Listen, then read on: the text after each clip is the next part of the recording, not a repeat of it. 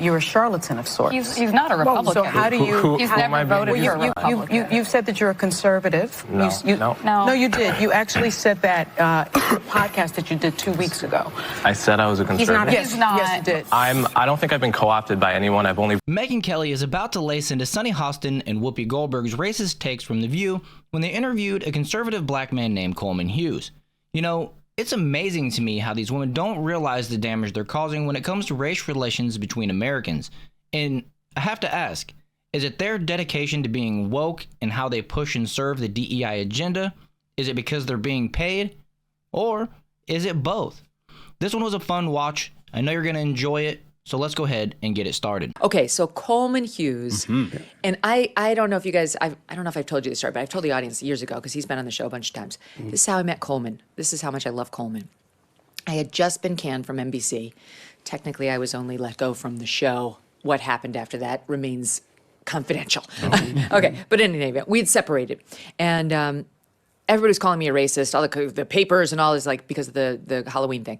So I go to the Comedy Cellar with Doug, which is a great place to take in comedy here, and saw a great set, had a great time, sat down afterward with Noam, who runs the joint, and Coleman. Coleman was there. I didn't know Coleman. He introduces me. Coleman comes over and he's like, "What's happening to you is total bullshit. This is so unfair." And I was like, oh my God. You know, it's like this young black guy who's like, I see what they're doing. Like, you're good. And it was just, it meant so much to me. And a friendship was born. He's been great to me ever since. And I love him too. So he goes on The View, which is great. I love to see him getting his message out there and going on, you know, these other places where that's the audience that needs to hear Coleman's message, right? Like exactly the audience. And he's got a new book out, which I will get the name of so that we can promote it here too. And of course, Coleman's whole thing on the issues of race are more like you, Camille, like colorblind. Like, stop, I'm not all about my race. Stop making my race so important. Like, what matters is character and values and so on. Well, the ladies of The View didn't much like that, especially Sunny Hostin. Watch. We should try our very best to treat people without regard to race, both in our personal lives and our public policy. Of course. And the reason I wrote this book, thank you. The reason I wrote this book is because in the past 10 years, it has become very popular to, in the name of anti-racism, teach a kind of philosophy to our children and in general that says your race is everything, right? And I think that is the wrong way to fight racism. I don't want to say it's your youth, but I think you have a point, but I think you have to also take into consideration what people have lived through. The default right now in a lot of areas of policy is to use, you know, black and Hispanic identity as a proxy for disadvantage. And my argument is that you actually get a better picture of who needs help by looking at socioeconomics and income. That picks out people in a more accurate way. Right. So, And I've read your book twice because I wanted to give it a chance. Your argument that race has no place in that equation is really fundamentally flawed. Okay, so she really gives it to him in the next shot, which we're going to run in a second. But just what do you make of the setup? Because Whoopi kicks it off with, "You're too young to know anything." And we, back in the day, we never even taught black history, which is why we've overcorrected now to the point where race is dominating everything. So that's how they kick it off. The name of the book, by the way, is The End of Race Politics. The End of Race Politics by Coleman Hughes. The subtitle, The Case for Colorblindness, The End of Race Politics, I think, right? Well done. Yeah. Yes. So what do we make of just the scene setting by The View and how it kicked off? I mean, where does one begin already? I mean, the fact that I love this thing. I read the book twice because I wanted to give it a chance, and she was like, "Yeah, this is a piece of shit. I'm going to read it one more time. Maybe I'm gonna." It's a lie. I don't think you read it once. She didn't read seems anything. to have picked through, but to cut like it's like that's what a dumb person says to sound like they're smart. Like it's fundamentally flawed, and it's not. I mean, the premise itself is, I suppose people can say it's controversial, but it's not flawed. And then she's going to go on, and you obviously you'll play that, but you see the hostility at the very beginning. And these are not people that are coming to this with an open mind and saying, well, here's a guy with a different set of views about this. Let's listen to him. The Whoopi Goldberg idea that, there's no timeline here. I don't know how old she is. But she says, we never learned this. I am not young. And in 7th grade, I had the entire year was on slavery and the Holocaust. Yes, right. This is not a new thing. Did we teach it in the best possible way? Absolutely not. Were things good back when? No, it's not. But to say that... She's 68. She's 68, okay. To say that without mentioning in the same breath any amount of progress, I mean, we've talked about this a lot on the show, the number of people who have said to me, who I've heard in public, who say that we've made no progress is astonishing to me, Yep. And that is kind of feeding into that narrative, which I find disingenuous. Ironically, it was 7th grade for me as well, but we were taught all about Martin Luther King and the Civil Rights era. I remember an assignment specifically where we were required to memorize approximately half of Martin Luther King's I Have a Dream speech.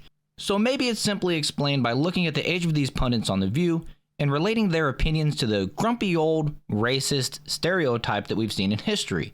Same goes for the dinosaurs in Congress, for that matter. But one of the things for sure, the MSM mouthpieces of the Democratic Party are directly turning the culture back in time with their advocacy for people to see a person's skin color first, which in my opinion is a direct contrast to everything Martin Luther King dreamt about. And what I love about this specific conversation is these woke Democrat pundits like Whoopi Goldberg and Sunny Hostin have no shame and are completely clueless to the fact that Gen X and younger see them as the racists in this post-Martin Luther King era. Ironically, Whoopi Goldberg said that Mr. Hughes was maybe too young to understand what's going on, but I think it's the opposite.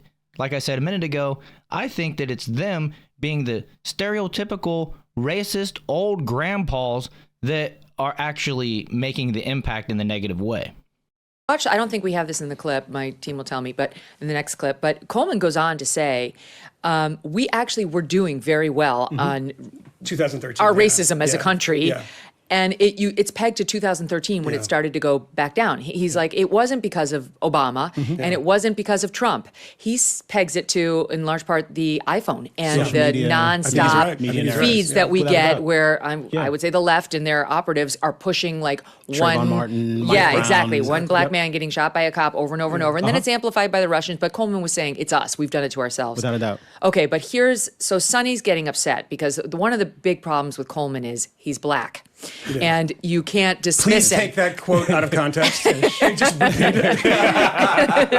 It's just the worst. Sunny would That's the worst part love. about it, to be honest. But She'd love to be like, okay, Karen, but she can't. Yeah. Right? She can't. So here's how it went from there. Yeah. Your argument for color blindness, I think, is something that the right has co-opted. And so many in the black community, if I'm being honest with you, because I want to be, believe that you are being used as a pawn by the right and that you're a charlatan of sorts. He's not a Republican. So how do you... He's who am I never being voted used for as? a Republican. You said that you're a conservative. No, no. No, you did. You actually said that in the podcast that you did 2 weeks ago. I said I was a conservative. Yes, yes, you did. I don't think I've been co-opted by anyone. I've only voted twice, both for Democrats. Although I'm an independent, I would vote for a Republican, probably a non-Trump Republican if they were compelling. I don't think there's any evidence I've been co-opted by anyone, and I think that that's an ad hominem tactic people use to not address really the important conversations we're having here.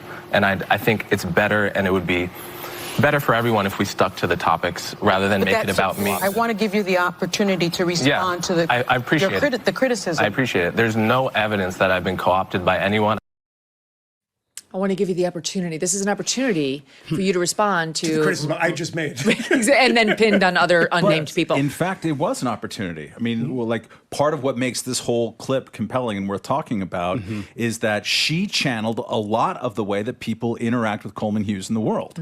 That is a style of argumentation that is really popular in the media and broadly on the left as well, of like, oh, you know, you're being co-opted by the right. You said something that the bad people agreed with and like retweeted or did this, and I thought that you were an ally, and now I guess you're not an ally or whatever. This is a style of argumentation, and it was great to see Coleman with his like heart rate down at 42, as it always is.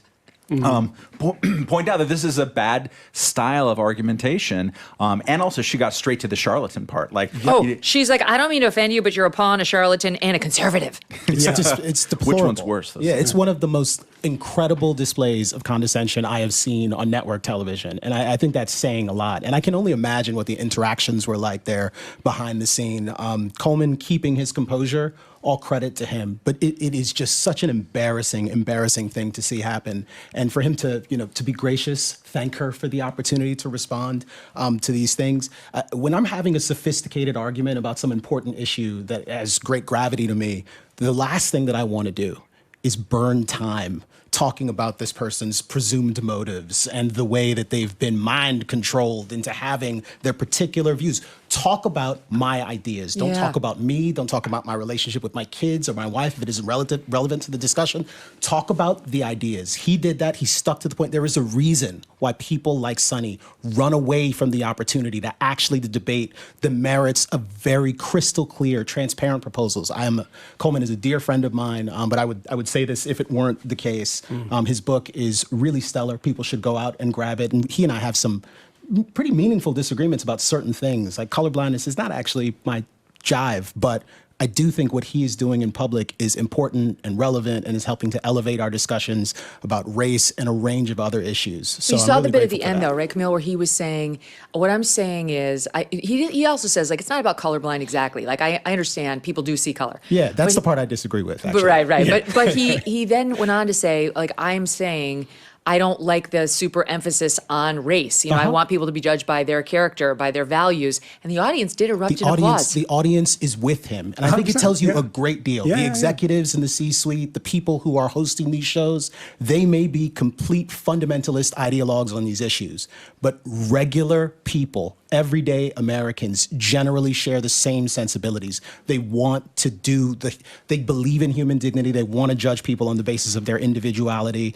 And I think a lot of people have been pulled in unhealthy directions in recent years, but that is starting to snap back into the right place. But that can only happen if people are going to be honest and sincere and share their genuine perspectives on these issues. Cowardice is really just dominant these days. When she weighs into what would appear to be something of an intellectual argument, she gets her ass handed to her immediately. Yes. She quotes Martin Luther King because, by the way, she knows King's Bernice. daughter. Yes. Yeah. Just so you know, I know her. So I'm one up on you. Three times. I'm one up on you. Yeah, It's bizarre. Bernice, who was texting me this morning, she doesn't Meanwhile, like it's like, because any knowledge you would have of MLK Yes. is erased thanks to the fact that I know the daughter. Yes, Like, and you obviously this is a haven't historical read the figure we can all material study. Because Coleman says, well, yeah, you're not quoting what happens right after that, what he says right after that.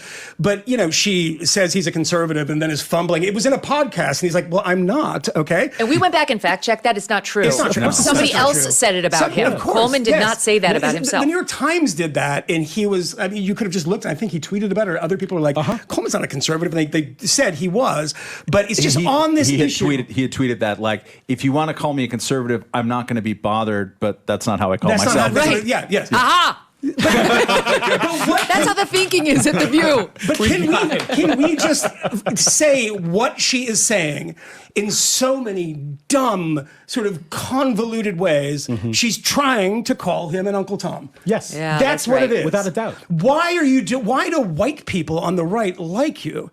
And I remember one time I was in a green room at Fox in probably 2010 or something, and I was sitting, and I will tell the person's name because we don't really know each other, but I was sitting next to Jonah Goldberg, and this was in DC, and there was somebody on that was saying something crazy. And I said to Jonah, who again I don't know very well, I said, this I got to be on after this guy is kind of humiliating. And he just looked at me and he said, "You're only responsible for what you say. Don't worry about anybody else." And it was just, you would never remember this. It was a throwaway comment, and it stuck with me. I was like, no, I don't care who fucking retweets me. Sorry, I don't care who retweets me. I don't care who likes my stuff, Yes. provided I have the sort of firepower to say this is the argument that I'm making, and this is why it's true.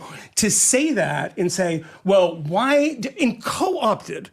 What does that mean? So the does New it York mean? Times, just to add to what you're saying, the New York Times had a headline about him, the young black conservative who grew up with and rejects DEI. I mean, it's wrong in the title of the article. They keep calling me a Republican in all of their articles. I'm not a Republican. I've been a registered independent for almost 20 years. I've actually asked them to correct it. They don't. It's just like they won't. They have their mind made up about who you are, and that's what they go with.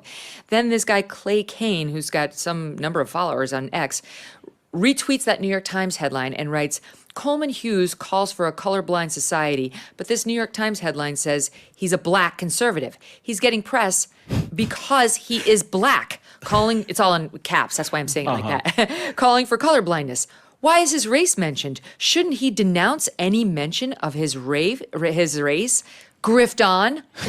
Like Coleman's got some obligation to run all over all of his He's press not mentions. Camille Foster. After all. Like, Camille would be out there denouncing the whole thing. But I know what Camille would think about this, but I'm I have a slightly different view on this. Like I'm glad that it's being presented that he's a black person. And the reason is because there is a instinct, particularly on the left, that to be black is to think one way. And if you're going to highlight this, why are you highlighting it? It's because there's many ways of quote unquote being black. If you believe that is such a thing, Camille does not. But if you're going to go there and say, well, everybody, and then the polls, the Trump polls, you see them inching up. People say, how is this happening? Well, you've been telling everybody on television, on radio, in books, in newspapers and magazines for years that to be black is one set of political beliefs, and that is not true. So I stand corrected. Coleman Hughes claims that he is not a conservative, although in my opinion, and according to the New York Times, he aligns more with conservatives as it relates to this topic at least. And judging by how the left treats him, it's only a matter of time. But it is important to point out that just like we saw in my recent video where David Pacman accused Dr. Phil of being a conservative, that somehow society suggests that being a conservative is a bad thing, which in my opinion is a bad faith bully tactic that the Democratic apparatus has adopted in order to help promote their destructive, evil agenda. And if you agree with that, make sure you're hitting that like button and subscribing to the channel, and I'll see you guys in the next one.